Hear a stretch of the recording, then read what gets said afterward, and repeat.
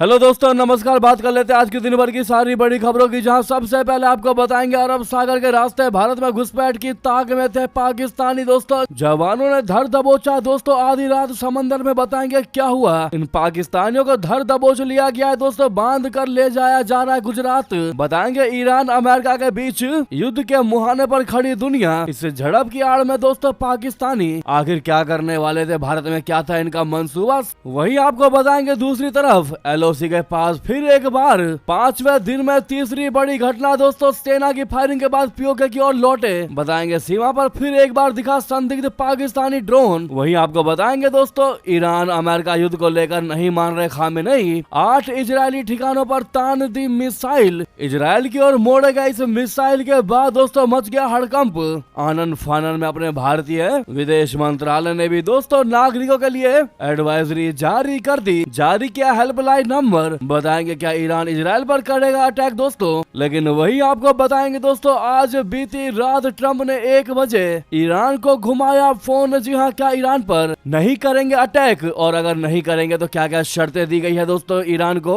वो 4 देश आपको बताएंगे जिन्होंने रुकवा दिया ईरान पर अटैक। 48 घंटों में डिप्लोमेसी से यू टर्न दोस्तों। वही बताएंगे पहली बार ईरान को लेकर दोस्तों व्लादिमीर पुतिन ने खुद दिया बड़ा बयान। ईरान पर अटैक को लेकर दोस्तों अमेरिका के लिए, ट्रंप के लिए पुतिन ने सबसे बड़ी बात कह दी दोस्तों। वहीं आपको बताएंगे आज क्या रहने वाला है बीएमसी चुनाव का रिजल्ट। एक से एक बेहतरीन खबर बताएंगे, बस आप वीडियो के लास्ट तक बने रहेगा। और खबरों में आगे बढ़ने से पहले अपने देश भारत का समर्थन करते हैं दोस्तों, और मानते हैं कि भारत की लगातार तरक्की को देखकर भारत का दुश्मन देश पाकिस्तान जल भुन रहा है दोस्तों। और वो इसी वजह से भारत में आतंकवादियों की घुसपैठ करवा रहा है, भारत को दहलाने का प्रयास कर रहा है, भारत में दंगे फैलाने का कार्यकर्ता दिखाई दे रहा है, प्लानिंग रच रहा है दोस्तों। और ये पाकिस्तान कभी भी अपने मंसूबों में कामयाब नहीं हो पाएगा। तो इस वीडियो को तुरंत अभी लाइक कर दीजिए, चैनल को सब्सक्राइब करके बेल आइकन दबा के कमेंट में जय हिंद कह दीजिएगा। आप बात करते हैं पहली सबसे बड़ी खबर की, जहां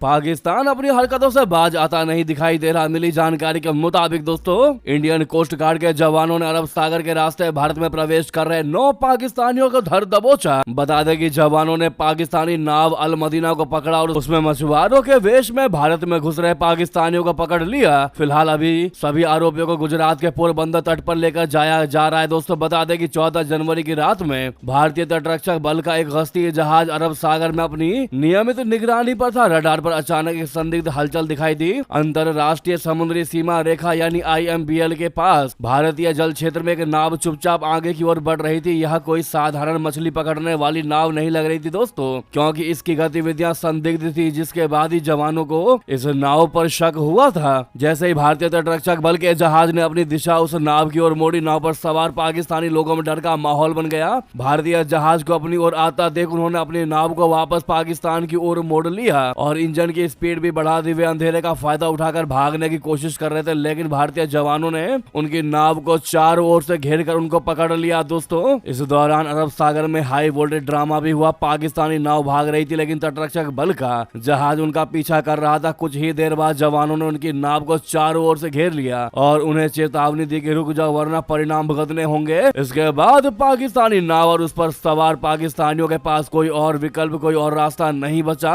और उन्होंने अपनी नाव रोक ली। इसी दौरान भारतीय जवान पूरे हथियारों के साथ उनकी नाव में कूद पड़े और उनकी तलाशी भी ली गई। गिरफ्तार किए गए 9 पाकिस्तानियों को बांधकर गुजरात के पोरबंदर तट पर लाया जा रहा है दोस्तों। आपको बता दें कि पोरबंदर में सुरक्षा एजेंसियों का एक बड़ा केंद्र है। सूत्रों से मिली जानकारी के मुताबिक जैसे ही ये नाव तट पर पहुंचेगी, वहां पहले से ही देश के तमाम खुफिया और सुरक्षा एजेंसियां मौजूद रहेंगी। इंटेलिजेंस ब्यूरो अब ये पता लगाएगी कि आखिर ये सब पाकिस्तान से भारत में किस मकसद से घुस रहे थे। वहीं गुजरात ATS आतंकी एंगल और स्थानीय नेटवर्क की जांच करेगी। इसके अलावा नेवी इंटेलिजेंस और पुलिस भी उनके GPS डेटा की जांच करेगी दोस्तों। ऐसे में पाकिस्तान के द्वारा चली गई इस नापाक चाल पर आपकी क्या राय है दोस्तों? क्या मंसूबा हो सकता है इन पाकिस्तानियों का? ये देखने वाली बात रहेगी। जांच पड़ताल चल रही है।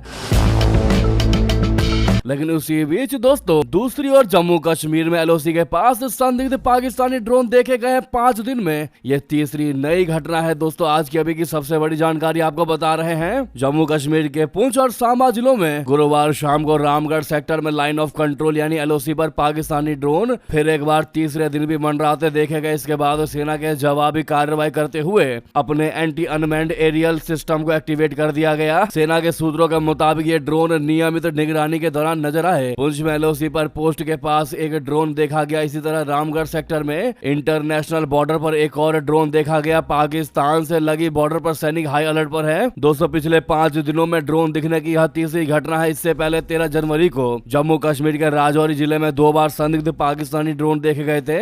इसके बाद सेना ने फायरिंग की थी। फायरिंग के बाद ड्रोन पाकिस्तान अधिकृत कश्मीर यानी पीओके की ओर लौट गए थे। दोस्तों देश में गणतंत्र दिवस को लेकर सुरक्षा एजेंसियां अलर्ट मोड पर है। सुरक्षा एजेंसियों को शक है कि इन ड्रोन्स का इस्तेमाल सीमा पर सेना की पोजीशन जानने या फिर आतंकियों के लिए हथियार और नशीले पदार्थ गिराने के लिए किया जा रहा है। जी हाँ दोस्तों, बहरहाल आपको क्या लगता है जरूर कमेंट करके बताइएगा। आखिर क्या हो सकता है यह पाकिस्तान की साजिश। तो दोस्तों अब बात कर लेते हैं ईरान अमेरिका से जुड़ी बड़ी खबर की, जहां पर खामेनेई एक एक करके कई ईरानी अधिकारियों से कहलवार है कि अब सब ठीक है, लेकिन मीडिया रिपोर्ट्स में दावा किया जा रहा है कि ईरान में मौत के आंकड़े बढ़ रहे हैं। दोस्तों मीडिया रिपोर्ट्स के मुताबिक 2000 से अब प्रदर्शनकारियों की लाशों का नंबर 3000 पार कर चुका है। इस बीच ट्रंप लगातार अटैक की धमकियां भेज रहे हैं। मिडिल ईस्ट में तो हाहाकार मचा हुआ है। ईरान ने हाल ही में ऐलान कर दिया है कि अगर ट्रंप ने किसी देश से एयरबेस से अटैक किया तो वो चुप नहीं बैठेगा। ईरान के तेवर देखकर सऊदी ने ट्रंप को जंग के लिए एयर स्पेस देने से मना कर दिया है। वहीं अब इस जंग में चीन भी कूदा है। दोस्तों चीन का ज्ञान क्या है आपको बता दें। ईरान और अमेरिका के बीच टेंशन पर चीन की तरफ से रिएक्शन आया है। चीन के विदेश मंत्री ने गुरुवार को अपने ईरानी समकक्ष से फोन पर बातचीत की। इस दौरान उन्होंने बातचीत और संयम के जरिए विवादों का समाधान करने के लिए कहा है। ये जानकारी चीन की सरकारी समाचार एजेंसी शिन्हुआ द्वारा जारी की गई है। दोस्तों आपको बता दें कि खामेनेई की सांसें तब से अटकी हुई है जब से इंटरनेशनल मीडिया रिपोर्ट से दावा किया है कि अगले 24 घंटे ईरान के लिए बहुत ज्यादा मुश्किल है। हालांकि रिपोर्ट्स ऐसी भी आ रही है कि ट्रंप ईरान से बातचीत का रास्ता खोल सकते हैं। दोस्तों आपको बता दें इधर ईरानी खुफिया विभाग की अपुष्ट रिपोर्टों के मुताबिक इस्लामिक रिवॉल्यूशनरी गार्ड कॉर्प्स यानी आईआरजीसी ने अपनी सबसे घातक हाइपरसोनिक मिसाइलों को अलर्ट मोड पर रखा है, जिनका सीधा निशाना इजराइल के 8 प्रमुख एयरबेस और सैन्य ठिकाने हैं। दावा ये किया जा रहा है कि यदि अमेरिका या इजराइल की ओर से ईरान पर कोई बड़ा हमला होता है तो तेहरान अपनी फत्ताह जैसी उन्नत मिसाइलों से जवाबी कार्रवाई करेगा, जो अपनी अत्याधुनिक गति और मार्ग बदलने की क्षमता के कारण आधुनिक मिसाइल डिफेंस सिस्टम को भी चकमा देने में सक्षम मानी जाती है। हालांकि इन रिपोर्टों की आधिकारिक पुष्टि अभी नहीं हुई है दोस्तों, लेकिन इसने पूरे मिडिल ईस्ट में संभावित युद्ध के खतरे को और ज्यादा अधिक गहरा कर दिया है। अब जैसे ही ईरान इजराइल को लेकर ये बड़ी खबर आई दोस्तों, भारतीय नागरिकों के लिए दूतावास ने जारी कर दी बड़ी एडवाइजरी। कह दिया इजराइल की यात्रा ना करें। ईरान ने 8 मिसाइलें तैनात कर दी है। दोस्तों इजराइल और क्षेत्र की इस मौजूदा स्थिति को देखते हुए तेल अवीव स्थित भारतीय दूतावास ने 15 जनवरी 2026 को आधिकारिक एडवाइजरी जारी कर दी। इसमें वहां रह रहे सभी भारतीय नागरिकों को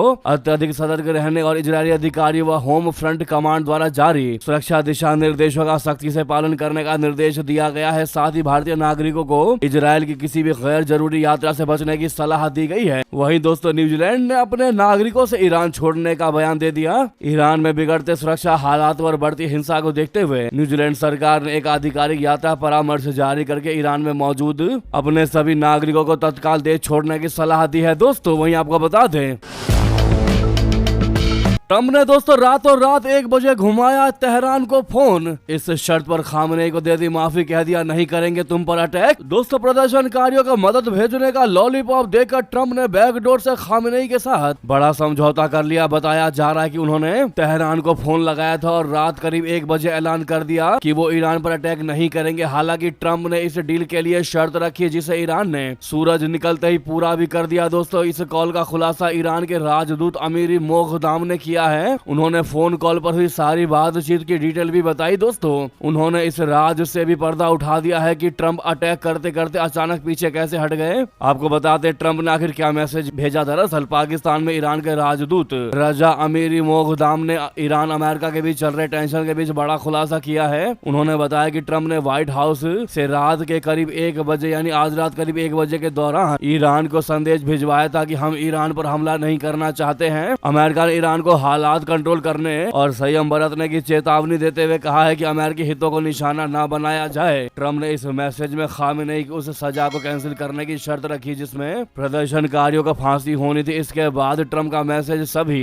अधिकारियों को सर्कुलेट कर दिया गया, जो पाकिस्तान में ईरानी दूत तक भी पहुंच गया। इसके बाद ईरान की तरफ से सुबह होते ही ऐलान शुरू हो गए थे कि प्रदर्शनकारियों की फांसी रोक दी गई है। लेकिन इसी बीच दोस्तों नया खुलासा ये हुआ है कि इन 4 देशों ने रुकवा दिया ईरान पर बड़ा अटैक। दोस्तों 48 घंटों में डिप्लोमेसी से तगड़ा यू टर्न। दोस्तों अचानक से ट्रम्प के जो सुर नरम पड़ गए। दोस्तों गुरुवार सुबह वे कहते नजर आए कि ईरान अब प्रदर्शनकारियों को फांसी नहीं देगा, हमें भरोसा है कि वो ऐसा जारी रखेगा। इससे लग रहा है कि पिछले 48 घंटों में पर्दे के पीछे चली एक जबरदस्त कूटनीति ने फिलहाल इस खतरे को टाल दिया है। दोस्तों इस पूरे घटनाक्रम में 4 अरब देशों बोले तो सऊदी अरब, कतर, ओमान और मिस्र ने संकट मोचक की भूमिका निभाई है। एक गल्फ अधिकारी के मुताबिक इन 4 देशों ने अमेरिका और ईरान दोनों के साथ लगातार बातचीत की ताकि एक और विनाशकारी युद्ध से बचा जा सके। सूत्रों के मुताबिक जब वॉशिंगटन में ईरान पर हमले की योजना पर विचार चल रहा था, ठीक उसी समय रियाद, दोहा, मस्कट और काहिरा के फोन लाइनें वॉशिंगटन और तेहरान के बीच घनघना रही थी। इन 4 देशों ने एक संयुक्त और समन्वित प्रयास किया। वॉल स्ट्रीट जर्नल की रिपोर्ट के मुताबिक सऊदी अरब, कतर और ओमान ने वॉशिंगटन में लॉबिंग की और ट्रम्प प्रशासन को यह समझाने की कोशिश की कि अभी हमला करना कितनी बहुत बड़ी गलती साबित हो सकती है। इन 4 देशों ने अमेरिका को बहुत स्पष्ट, क्लियरली और कड़े शब्दों में चेतावनी दी। उन्होंने वॉशिंगटन को बताया कि अगर ईरान पर हमला हुआ तो इसके परिणाम सिर्फ मिडल ईस्ट तक ही सीमित नहीं रहेंगे, पूरा क्षेत्र अस्थिरता की आग में जल उठेगा। युद्ध का असर तेल की कीमत और ग्लोबल सप्लाई चेन पर पड़ेगा, जिसका सीधा असर अंततः अमेरिका की अपनी अर्थव्यवस्था पर ही होगा। इन देशों का तर्क था कि एक नया युद्ध उन आर्थिक सुधारों और स्थिरता को बर्बाद कर देगा जिसे हासिल करने के लिए ये क्षेत्र पिछले कुछ सालों से संघर्ष कर रहा है। दोस्तों सिर्फ अमेरिका ही नहीं, इन 4 देशों ने ईरान को भी कड़ा संदेश दिया। उन्होंने तेहरान को साफ साफ कह दिया कि अगर अमेरिकी हमले के जवाब में ईरान ने खाड़ी देशों में मौजूद अमेरिकी ठिकानों पर हमला किया तो इसके गंभीर परिणाम होंगे। ईरान को बताया गया कि अगर उसने जवाबी कार्रवाई में पड़ोसी देशों को घसीटा तो क्षेत्र के अन्य देशों के साथ उसके राजनयिक और आर्थिक संबंध पूरे तरीके से खत्म हो जाएंगे। ये ईरान के लिए एक बहुत बड़ी चेतावनी थी, क्योंकि वो पहले ही प्रतिबंधों से जूझ रहा है और उसे पड़ोसियों के सहयोग की भी आवश्यकता है। अब इसीलिए ऐसा माना जा रहा है दोस्तों कि 48 घंटों की डिप्लोमेसी का असर गुरुवार को देखने को मिल गया। रातों रात 1 बजे सर्कुलर जारी कर दिया गया ट्रम्प के द्वारा कि अब हम अटैक नहीं करेंगे ईरान पर, क्योंकि ईरान हमारी बात मान चुका है। वो उन लोगों की फांसी रोक चुका है ईरान में, लेकिन उन्होंने कहा है कि हमने ईरान पर हमले को सिर्फ टाला है, हमेशा के लिए हटाया नहीं है। जी हाँ दोस्तों, उन्होंने कहा कि अब डिपेंड करेगा कि ईरान कैसा व्यवहार रखता है। दोस्तों इन 4 अरब देशों का ट्रम्प को समझाने के पीछे ईरान का अमेरिका के एयरबेस पर पड़ोसी देशों पर अटैक का बहुत बड़ा डर सामने निकल कर आ रहा है। दोस्तों पश्चिम एशिया के देश बहरीन में अमेरिकी नेवी के 5 बड़े मुख्यालय हैं। इसके दायरे में गल्फ, लाल सागर, अरब सागर और हिंद महासागर का भी कुछ हिस्सा है। दोस्तों दूसरा कतर में 59 एकड़ में फैला अल उदेद एयरबेस है, जो यूएस सेंट्रल कमांड का अड्डा है। वहीं Kuwait, UAE, Iraq, Saudi Arabia, इन हर जगह पर दोस्तों जॉर्डन, तुर्की पर अमेरिकी एयरबेस मौजूद है। ऐसे में अगर अमेरिका ईरान पर अटैक करता तो मजबूरन ईरान को इन पड़ोसी देश में मौजूद अमेरिकी एयरबेस पर अटैक करना पड़ता दोस्तों। और यही वजह है कि आनन फानन में बाकी ये 4 अरब देशों ने मिलकर अमेरिका को पूरे तरीके से समझाने का प्रयास किया कि ईरान को एक और मौका मिलना चाहिए, एक मौका तो कम से कम मिलना ही चाहिए। लेकिन इसी बीच आपको बता दे दोस्तों, ट्रम्प ने ईरान के खिलाफ एक कड़ा एक्शन लिया। खामेनेई के करीबी 18 लोगों पर अमेरिका ने बैन लगा दिया। ईरान में जारी देशव्यापी विरोध प्रदर्शन के बीच अमेरिका ने गुरुवार को तेहरान के खिलाफ कड़े प्रतिबंधों की घोषणा कर दी। दोस्तों अमेरिकी ट्रेजरी विभाग के मुताबिक अमेरिका ने विरोध प्रदर्शनों को कुचलने के आरोपी ईरानी अधिकारियों के अलावा ईरानी शिपिंग, ट्रेडिंग, एनर्जी कंपनियों पर नए सिरे से प्रतिबंध लगाए हैं। ट्रम्प प्रशासन ने ईरान के 18 अधिकारियों पर प्रतिबंध लगा दिए हैं। इन्हें प्रदर्शनकारियों पर सख्ती और हिंसा के लिए जिम्मेदार बताया गया और तेल से होने वाली अरबों डॉलर की कमाई का गलत इस्तेमाल करने का आरोप लगाया गया। आरोप है कि ये लोग तेल और पेट्रोकेमिकल की कमाई को चोरी छिपे बाहर भेजने और मनी लॉन्ड्रिंग में शामिल हैं। अमेरिकी ट्रेजरी सचिव स्कॉट बेजेंट ने कहा कि ये प्रतिबंध राष्ट्रपति ट्रम्प के निर्देश पर लगाए गए हैं। उन्होंने कहा कि आजादी और न्याय की मांग कर रहे ईरानी लोगों के साथ मजबूती से खड़ा है अमेरिका।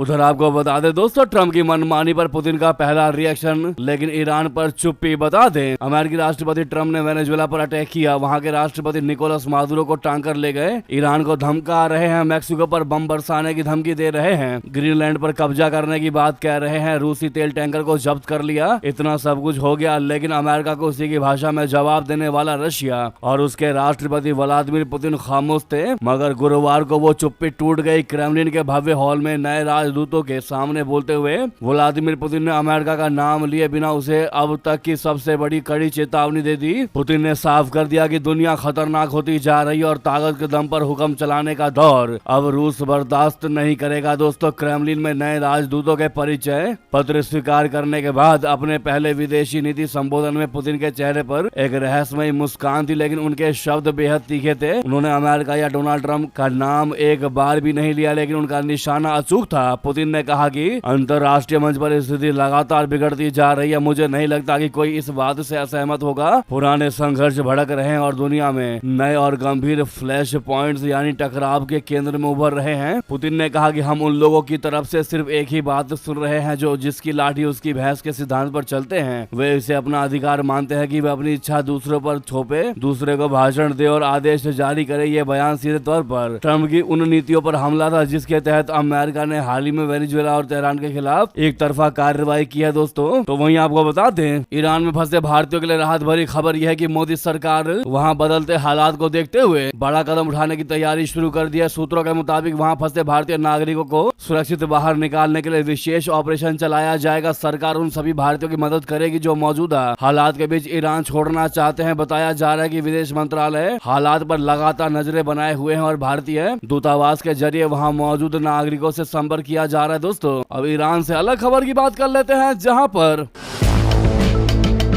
अफगानिस्तान में तालिबान सरकार के टूटने का बड़ा खतरा। सुप्रीम लीडर अंखुंदजादा और गृह मंत्री हक्कानी का गुट आपस में भिड़े। इंटरनेट बैन ने खोल दी अंदरूनी कलह। दोस्तों, अफगानिस्तान में तालिबान के भीतर हालात ठीक नहीं है। जी हां, हालात इतने ज्यादा बिगड़ चुके हैं कि सरकार ढहने तक का खतरा मंडराने लगा है। संगठन के अंदर सत्ता को लेकर खींचतान अब खुलकर सामने आने लगी है। बीबीसी की रिपोर्ट के मुताबिक हाल ही में एक वायरल ऑडियो क्लिप से इसका खुलासा हुआ है। हालांकि इसकी फिक्स डेट सामने नहीं आई। एक धड़े का नेतृत्व तालिबान का सुप्रीम लीडर हिबतुल्लाह अंखुंदजादा कर रहे हैं, जबकि दूसरा धड़ा गृह मंत्री सिराजुद्दीन हक्कानी का है। दोनों गुटों की सोच और सत्ता के इस्तेमाल को लेकर मतभेद अब संगठन की एकता पर सवाल खड़े कर रहे हैं। दोस्तों, गौरतलब है कि तालिबान ने अगस्त 2021 में अमेरिकी सेना की वापसी के बाद राजधानी काबुल पर कब्जा कर लिया था। तब से सत्ता पर पूरी पकड़ के दावों के बीच अब सामने आ रहे संकेत बताते हैं कि तालिबान के भीतर की दरारें गहरी होती जा रही हैं। बीबीसी के मुताबिक सुप्रीम लीडर हिबतुल्लाह अंखुंदजादा भाषण में कहते हैं कि सरकार के अंदर ही लोग आपस में टकरा रहे हैं। उन्होंने चेतावनी दी कि अगर ये अंदरूनी मतभेद बढ़ते रहे तो इस्लामिक अमीरात यानी तालिबान सरकार ढह जाएगा और खत्म हो जाएगा। अंखुंदजादा ने यह भाषण जनवरी 2025 में दक्षिणी शहर कंधार के एक मदरसे में तालिबान लड़ाकों के सामने दिया था। इस भाषण ने उन अफवाहों को और हवा दी जो कई महीनों से चल रही थी कि तालिबान की टॉप लीडरशिप में गंभीर मतभेद है। तालिबान हमेशा इन मतभेदों से इनकार करता आया है, यहाँ तक कि बीबीसी के सीधे सवालों के जवाब में भी। इस पर आपकी क्या राय है दोस्तों, जरूर कमेंट करके बताएगा। साथ ही साथ अगली खबर आपको बता दें,